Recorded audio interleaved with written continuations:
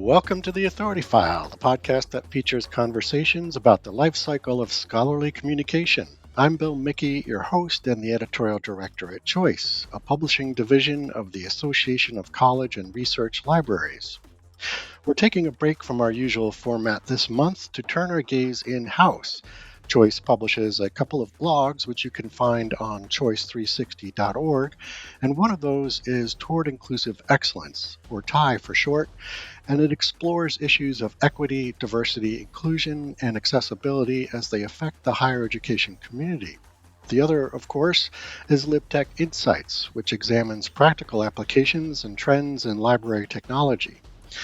In this special 2-episode series, we're putting the spotlight on TIE, which is celebrating its 5-year anniversary this month, and I'm delighted to invite to the program TIE's editor, Fatima Mohi Eldin, who is also the social sciences editor for Choice Reviews. Some of you may already be familiar with TIE and its weekly newsletter, but a lot has happened in the last 5 years regarding DEI in higher ed, and TIE has been through it all. Fatima joined us to talk about some key moments in TIE's coverage, explore important trends, and hint at some upcoming developments. In this second episode of this special 2-part series, we look more closely at DEI trends in higher ed, examine how Toward Inclusive Excellence and Choice Reviews intersect, and look ahead at some upcoming coverage on the blog.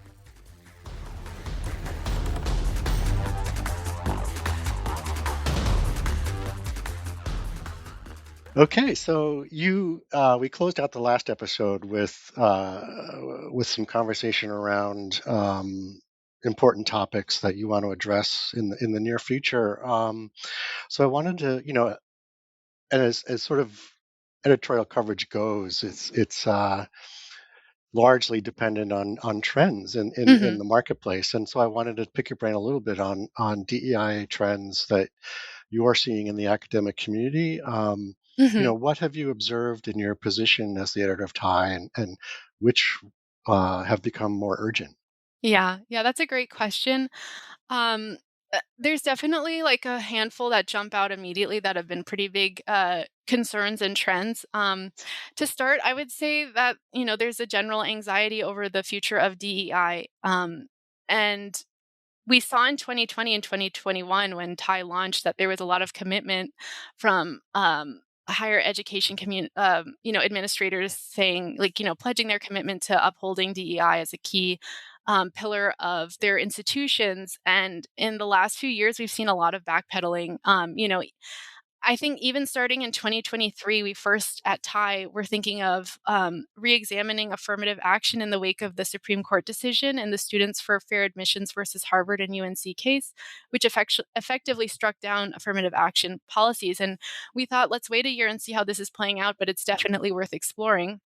And by the time we circled back around to it, it was early 2025. And Trump's executive orders, which were seeking to terminate DEI programs, were on everyone's mind then. So the topic then really expanded to consider, how are higher education institutions going to uphold DEI in principle at all, like in general, much less, affirmative action in this new climate. That led us to our webinar, Affirmative Action and the Future of DEI, which we hosted in April 2025. And we had a great turnout for that, like around the same time, because we were thinking about it in just, time meetings. We ran a very informal, anonymous poll at the ACRL 2025 conference, just asking librarians like how they were being affected by those executive orders at their institutions, how their institutions were responding, and also how they were feeling about it. And it was clear there was a lot of anxiety, a lot of fear, and a lot of anger. Some people felt certain institutions were capitulating too easily. Others felt like certain institutions didn't have much choice, and there was a lot of acknowledgement of like, well, we're all in different positions, and that it was important for a lot of cross-sector solidarity. And so I think the webinar really did offer an important kind of like a safe space to explore the topic and examine it, and also examine the possibilities. How can academic librarians respond in real time within the parameters that they're maybe constrained by at different institutions, and how can they support each other across institutions? And there was definitely attendees responded with a lot of gratitude, and I think it really did help to reaffirm also the necessity of upholding DEI, even in trying times. I would say within that vein, I've noticed protections for gender nonconforming communities has also been a big concern. It falls under the all same attacks that are coming, that are falling on DEI in general right now. And I've seen some more blog posts that explore that in general, but also, exploring how specifically academic librarians can foster protections for those communities and maybe not let it fall by the wayside as a lot of other DEI promises have. And then, as I sort of mentioned earlier, obviously a big concern right now is supporting international students and immigrant communities on campuses. Last summer, we hosted a webinar on the topic after we had already published a few blog posts on the topic, and I think both were great because the blog posts offered some helpful insights and suggestions from academic librarians on the ground as they were working through those issues in real time. And then the webinar really brought together a really robust pool of resources, very actionable resources and guidelines that librarians could tap into immediately for explicit guidance and support. And it's a topic that is not going away clearly. And, we've seen increased ICE raids, especially in public schools and public libraries, but also on college campuses. And so we're thinking about returning to that topic through an updated webinar, hopefully this summer. Um, and I think given all of these issues, given this political climate and the compounding attacks on DEIA, a number of posts have also been exploring how to maintain hope, how to avoid burnout. And Mm. I think that's really crucial as well. And it's part of what makes TIE a useful space too, because it's not only reaffirming the value of DEI, all these contributors see the necessity of it, the importance of it, and they find it sustaining and important to uphold this work, but they're under so many pressures right now, and it undoubtedly takes its toll on them. So, TIE also offers a space where they can work through how they are supporting each other and themselves through this work. And I think that's really important. And it creates another subset of resources for them to tap into, not just in terms of upholding the programs, but also uplifting themselves. So, overall, as difficult as these topics are to address, I think it's really important that TIE offers the space for academic librarians to respond to these trends and DEI news as they're able, and it speaks to TIE's value as a platform for knowledge production and resource creation. And it's just gratifying to see that we can offer support in that way. Yeah, that's fabulous. So you're not only the editor of Tie, but you're also an editor for Choice Reviews. Right, right. Can you talk a little bit about where the two meet? Particularly in Choice Reviews, their featured reviews. Mhm. What are they, and how do they align with Tie's mission? Yeah, definitely. The featured reviews also began in 2021, so roughly Hmm. concurrent with the launch of TIE.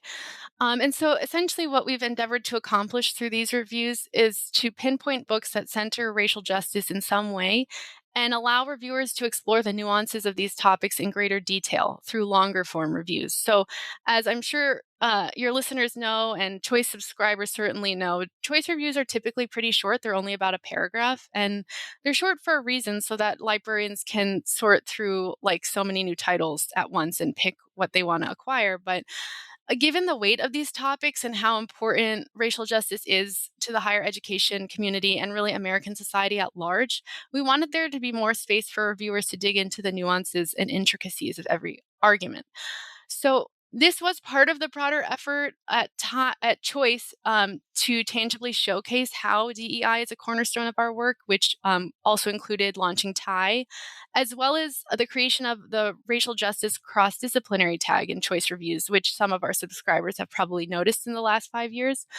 Um, so, we're acknowledging through all these efforts together that, any robust program of study or institute of higher education has to be committed to investigating, understanding, and uplifting diverse perspectives across disciplines. Um, So we currently publish the featured reviews on a monthly basis, and they appear in our print journal and also online. And that includes both in our Choice Reviews database, but also on choice360.org, which is important because they're freely accessible. And so readers can find the full archive of featured reviews under the Choice Picks tab on our homepage. And I think it's really notable that we're covering DEI and racial justice through, kind of both sides of our work, or at least both sides of my work at Choice. We do a lot more at Choice than just what I cover.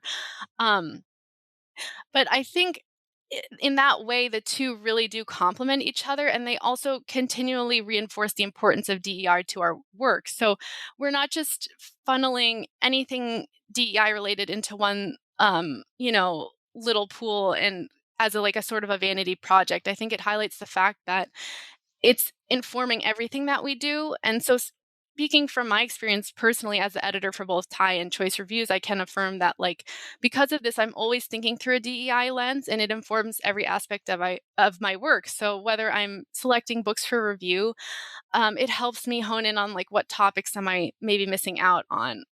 What reviewers could I tap for a certain assignment? And also, it pushes me to seek out titles that we might not even be receiving, for example. I do that especially with the featured racial justice reviews because I want to ensure that there's a comprehensive coverage and also different voices being covered. And also, we give a little bit more leniency for titles that are maybe more in the vein of memoirs or a little bit more. I mean, we don't review fiction, but something that's maybe a little bit more lyrical rather than completely prosaic or research heavy, because we are acknowledging the value in lived experiences as well. And I will say that every once in a while, I do try to highlight a featured review through Tie, but for the most part, they kind of live in their own sphere on choice360.org. But if there's a way to highlight them more regularly through Tie, especially if that's something our readers would be interested in, then that's something I'm also considering as well and brainstorming ideas for. Excellent. So, as the Choice Reviews editor, what DEI collection development trends have you Mhm. observed? And what about trends for how scholarly monographs are categorized?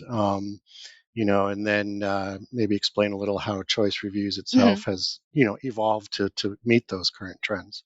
Right, right. Well, I think what I've noticed is that in much the same way that we at Choice are striving to incorporate DEI through every aspect of our work, I've noticed DEI as a focal point of more and more monographs being published by scholarly presses in general, across Yeah. all the disciplines. So, yeah, in the same vein, I don't really see them kind of funneling it all into just a kind of diversity category, but I see even in the STEM fields, there's more books being published on, let's say, underrepresented communities. I've noticed even, let's say, books in the classics or in the field of ancient history that are engaging more with African history or philosophy or comparative studies of societies, very far apart, in order to kind of just change the lens, the traditional lens of how we're investigating different topics and also bringing different voices into the conversations. So, yeah, I think it's really interesting that I'm seeing this DEI focus permeating so many different levels of analysis and different vectors of research. And I also see it, I will say, through the list of upcoming reads that we publish through TIE. So even though we have thematically focused lists. For instance, we publish this on health and medicine, media and technology, poverty studies, queer studies, disability studies. Within each of those lists, I see coverage of very, very diverse communities, not just in the U.S. but also internationally. So there might be titles on mental health care considerations in East Asia, or women healthcare workers in sub-Saharan Africa, or just healthcare considerations for the poor rural communities in the U.S. There's really a tremendous array of coverage, and I think that's really important, and it's also underscoring the need for this kind of diversity of voices in academic study. Mm. On the collection development side, I will say just that I think our cross disciplinary tags on choice reviews also underscore this very well. And I think they're very helpful for librarians who are looking to diversify their collections because they're a really easy way to filter for titles that are already focused on different, maybe underrepresented communities. So people might not know, or maybe they do, that like we have tags to filter by women's and gender studies, different ethnic studies, LGBTQ plus studies. And even once you filter by those tags, you'll see like there's a huge diversity of experiences of communities covered, linguistically, culturally, ethnically, in terms of ability or sexual orientation and Mhm. all of that.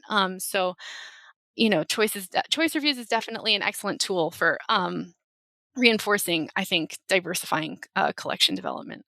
Yeah. Perfect. So it's really so gratifying that our DEI coverage is so well established, especially as we hit the 5-year anniversary of TIE. Yeah. Could you just give us a sneak peek into the next phase of TIE? What are some upcoming projects and topics? Definitely. Well, I can say that I think I mentioned at the top, we're looking to expand our webinar program even further and produce more webinars this year. Right. And one way we're striving to do that is through collaboration with our sister blog, LibTech Insights, which is focused more on library technology, as its name would suggest.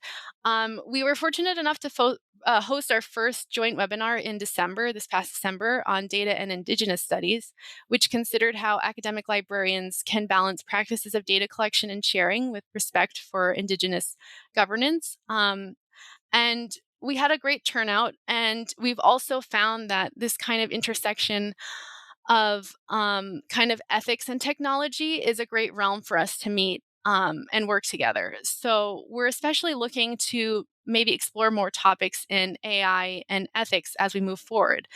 Um, Ty alone, we in 2023 did produce a little bit of content on that kind of convergence. We had a webinar and an accompanying resource list on the ethical implications of AI in general. And that topic and those pieces have continued to be really, really popular among our audience. So it suggests that there's an ongoing interest, curiosity, and concern about these ethical questions. And they certainly haven't dissipated, as I've noticed from discussions online. So I think that offers us a great opportunity to explore the topic in kind of more detail and nuance in partnership with LTI. And we're definitely really excited about that. As I mentioned, we're also looking to explore other topics through webinars, like the how to protect international students on college campuses and disinformation, misinformation. There's a bunch, but we're definitely really excited about partnering with LTI. And I guess just to reiterate, if you have topics that you think we should be covering, please definitely reach out. I'd love to hear your pitch. Excellent. Okay, so that's all the time we have. It was so great speaking with you, Fatima. Thank you so much for joining us on the program. Absolutely. Thank you again for having me. It was a pleasure.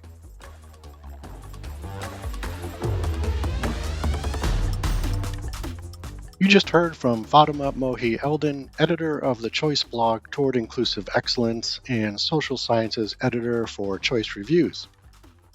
If you'd like to contribute to the blog, you're welcome to email Fatima at fmohieldon@ala.org. That's FMOHIE